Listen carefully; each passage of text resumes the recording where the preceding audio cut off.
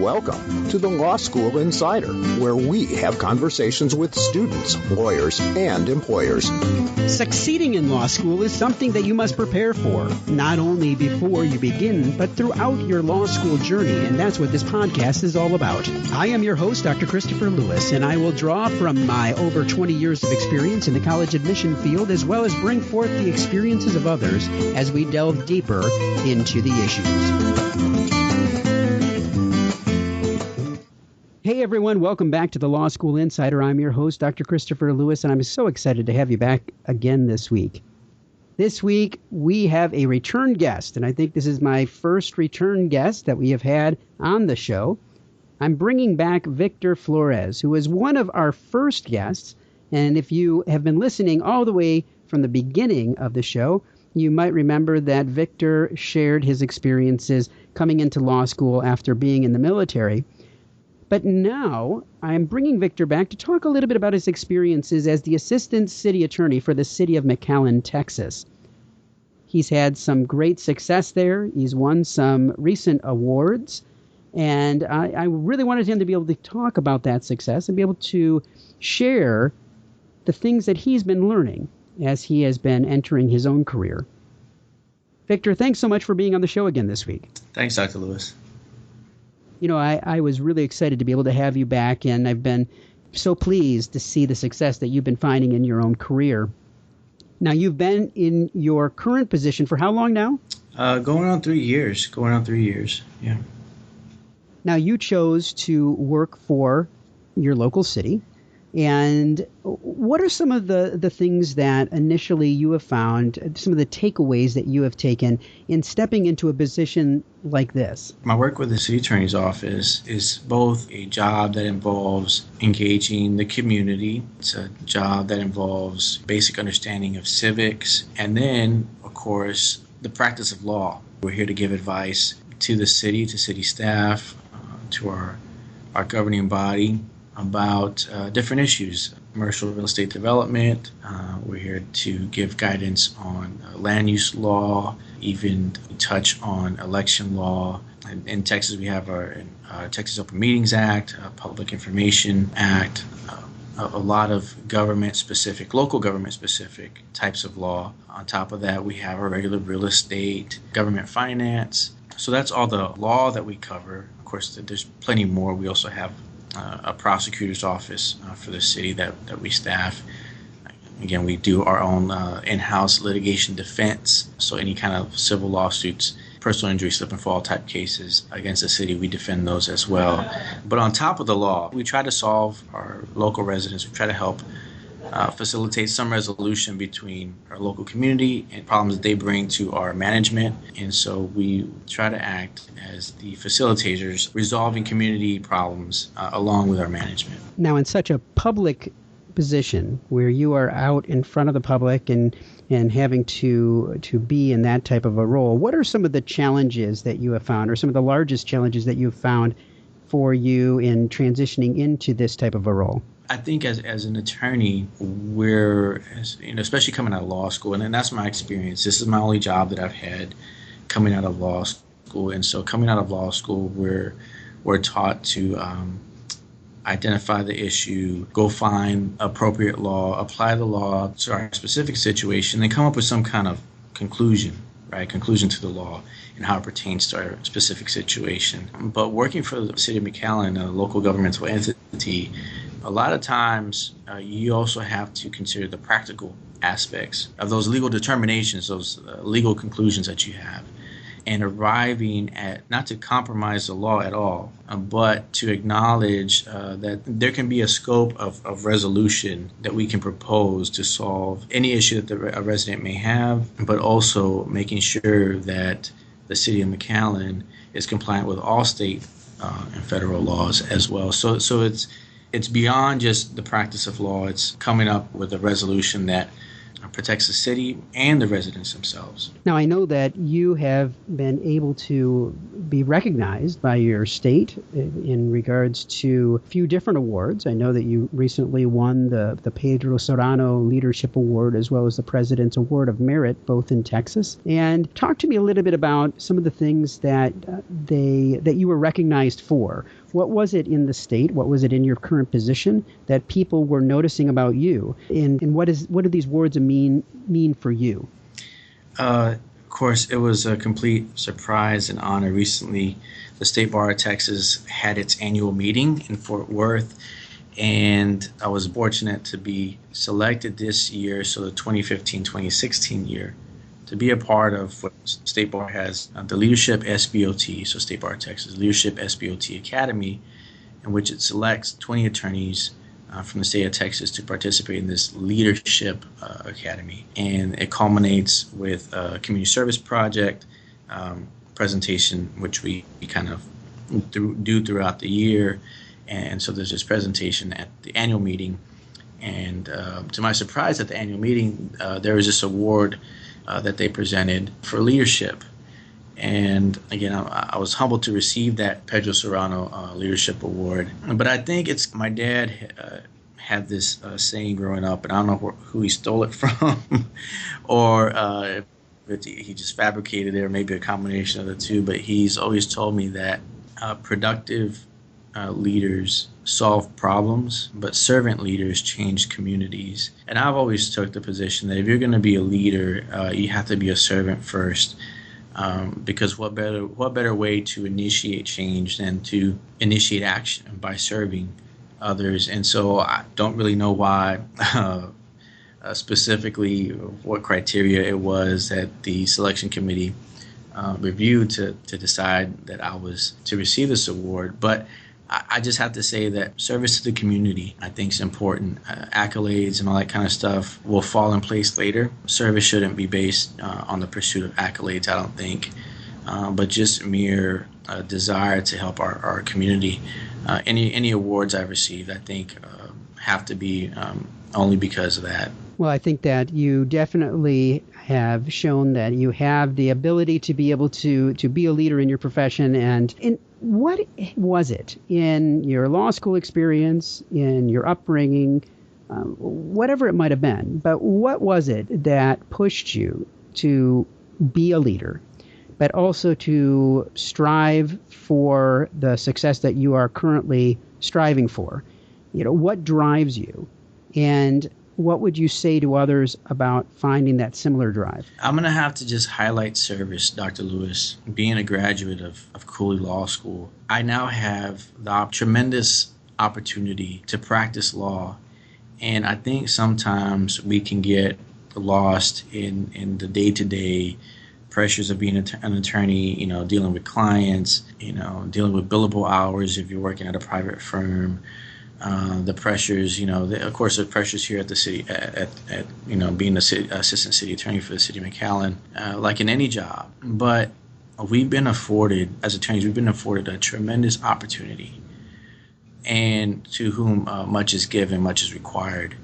And I think through service to others, to our community, to our local bar associations, our state bar association, volunteering for community service outreach programs may not immediately translate into higher income or accolades, but there's satisfaction that comes in helping out others, especially when you've been afforded so many opportunities, blessed opportunities throughout our careers. And I'm not alone. I think everybody that has a law license should think of it that way. It's a tremendous opportunity that we've been afforded. And so we should, I think, with the right of being an attorney wherever we are in this country, that with those rights come certain obligations, and those obligations are to give back. And so I think, if anything, it's just giving back to our local community, and all the other things will just fall in place. Again, I want to stress, community service shouldn't be fueled by an expectation that it'll pay off somehow later on. Those are kind of I guess extras if they do come, but they shouldn't fuel your passion to serve others. I just think it's a it's an obligation we have as attorneys to give back to our communities. Now, you have a lot going on in your personal life. You have a lot going on in your professional life.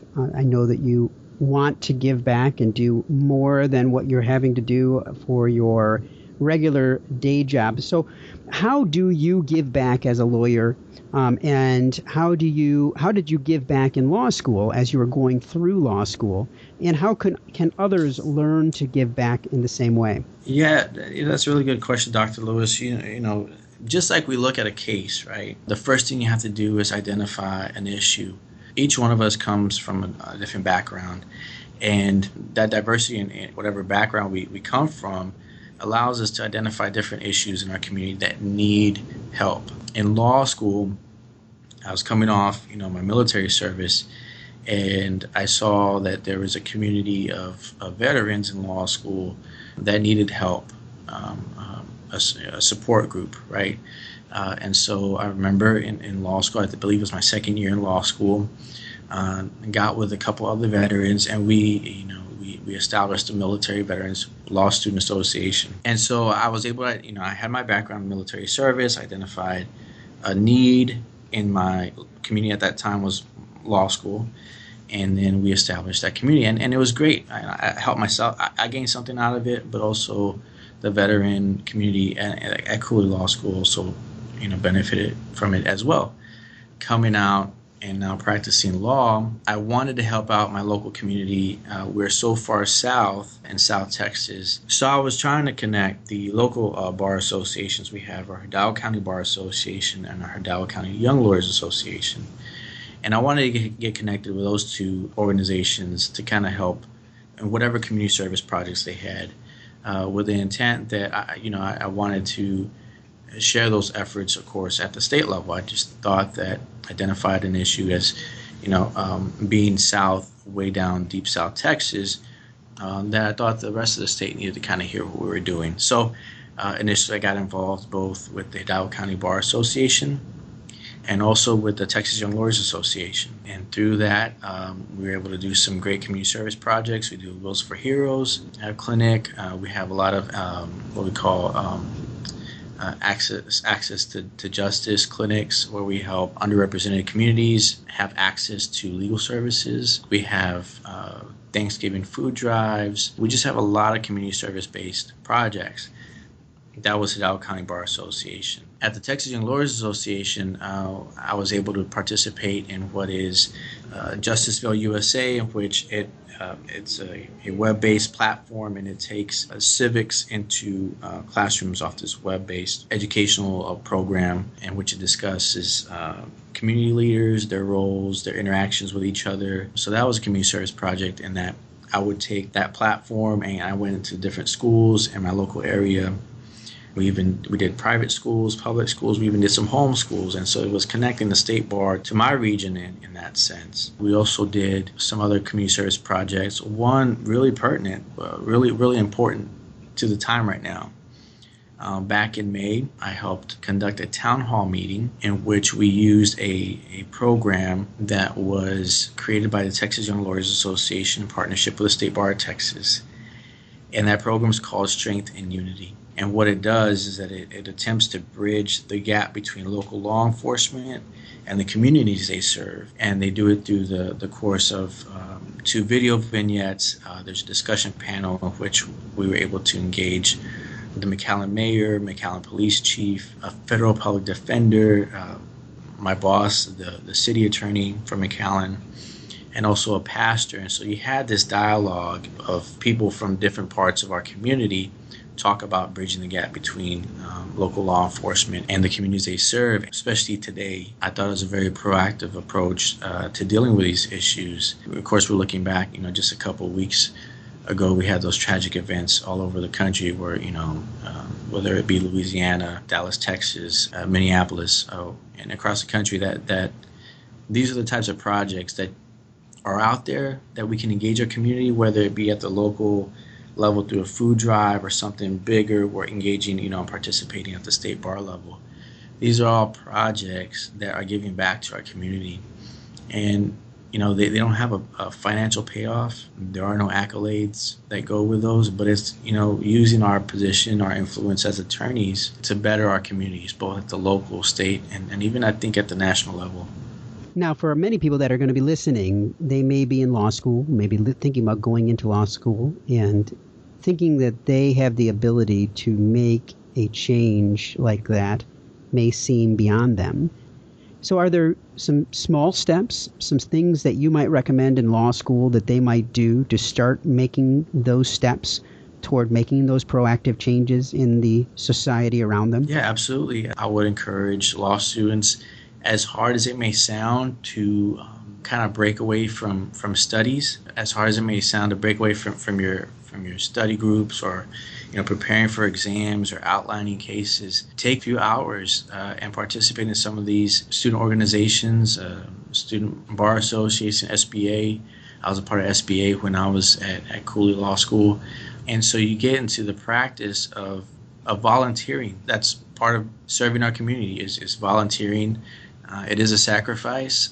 I think law school has the time and space for you to both do well academically, but also participate in some of these student organizations and start the routine of serving your community. I love the idea of serving your community and giving back to the profession. We've heard that many, many times from many people throughout the time that we have had the Law School Insider podcast. So I really appreciate that you are sharing that as well. Now that you have been in the profession for a little bit of time, is there anything that now that you have been in the profession for as long as you have, that as you look back on your law school experience, that you wish you would have done that would have set you up better for the success that you have found, or the success that you would have wanted to find as you have entered your career? I don't think I did this intentionally. It's really easy to get consumed in law school with outlining, with preparing for finals. Like I said, if you have time, doing these community service projects while you're in law school with different organizations. But I feel I didn't give as much attention to the practice of legal writing as I should have. I look back on not participating in law review or the law journal. And I do think that if I could go back, I'd be more engaged in those activities. Legal writing is so important. I think you can be a great oral advocate in court, but you also need to have great legal writing skills. And I believe if I could go back, I'd probably get more involved in law review or writing for the journal. We've heard that from a number of people, and I've actually had 2 different shows just on writing and the importance of writing. So I completely agree with you. I hear you, and for all of you that are listening, take this to heart. You're not only hearing this from writing professors or past writing professors that we've had on the show, you are hearing this from practicing attorneys, that it is so important to make sure that while you're in law school, you're practicing that writing. You're delving deep into the writing because it is so important. And whether you like writing or not, you're going to be doing a lot of it in your profession. Dr. Lewis, if I could maybe add on that, because writing itself, it lends itself to actually networking beyond that person-to-person networking. Because people, if you can write and beyond your writing legal briefs, right, legal documents for your cases that you're managing, but getting out there and writing for journals. I recently had the opportunity to write an article in the Texas Bar Journal, and it got published in the June edition.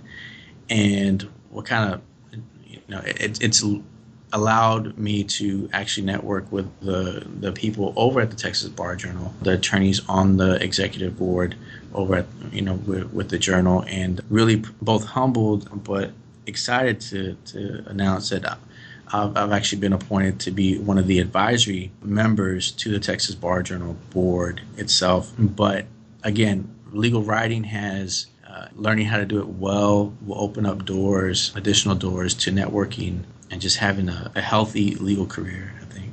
Well, I appreciate you adding that on. Now, is there anything else, any other pieces of advice or resources or things that you might want to share with our listeners today to be able to help them to be able to find success not only in law school but beyond? I think so. If I can add just one thing, I remember I had the opportunity to kind of share some closing remarks at my class's graduation ceremony. And I remember giving a speech about, this gentleman who wanted to succeed. And long story short, he had to learn that if you want to succeed, you have to want it more than you want to breathe. But, the opportunity to succeed, not only in law school, but out in the legal practice, extends beyond that. I'll give a quick story if you allow me. When I was in the Marine Corps, I learned how to swim. I thought I was a pretty good swimmer. And every year we had to qualify. So they would take us all out to the pool and they would line us up in lines. And they would have all the expert swimmers swim in the middle, and they would have the ones that couldn't really swim on the sides. So I'm fairly confident in my skills. And so I got in the middle and I went. It's an Olympic-sized pool. And so we all jumped in with all of our gear and we had to swim to the edge of the pool. So we have all our gear. I have my helmet on, I have my pack on, my uniform and my boots. And so we have to swim backstroke the length of the pool. I'm confident. I get in the pool, we start swimming. And I kept on swimming and got to the point where I thought, man, I should be getting to the edge of the pool. And at this point, my ears are below water because, everything's starting to weigh down. But I'm still swimming. And then I get to the point to where I tilt my head over just enough to where I don't take water in, but I can look over to the side of the pool, and I'm only about halfway. And this is after swimming for some time. And I said, no way. And so about midway to the pool, I flip over, and I'm able to actually stand up where I'm at. And everybody around the pool is outside of it. Everybody else swimming is outside of the pool already. And they were standing around the pool, and it was a laughable moment because this whole time they were trying to tell me that I was swimming around in circles. And so my point being is that in life, as good as we are, we can want it as much as we want it, but for us not to neglect those people standing around us who can maybe foresee certain things up the road and can help us succeed. And so, for us not to get lost in ourselves in our quest for success, but for us to look to mentors to help us along the way. But just as we look along for mentors to kind of help us along the way, for us to also look back and look to those that we can help, and just to bring it all back, serving others, right? To whom much has been given, much is required. So for us to, if I can impart some last words, is just surround yourselves with great mentors, look to them to help you succeed, and then also look back and help those who are in need. Well, those are great tips and great advice, and I hope everyone that is listening truly hears what Victor is saying. And if you need to rewind, go back, take a listen again, I think you're going to find that those words are going to resonate with you, and they're things that you will be able to take to heart. So please listen to that again. So Victor, thank you so much for sharing this. I truly look forward to watching your success as it unfolds, and maybe you will be the third guest I will have on the show down the road. I'd be glad to. But down the road, definitely keep in touch.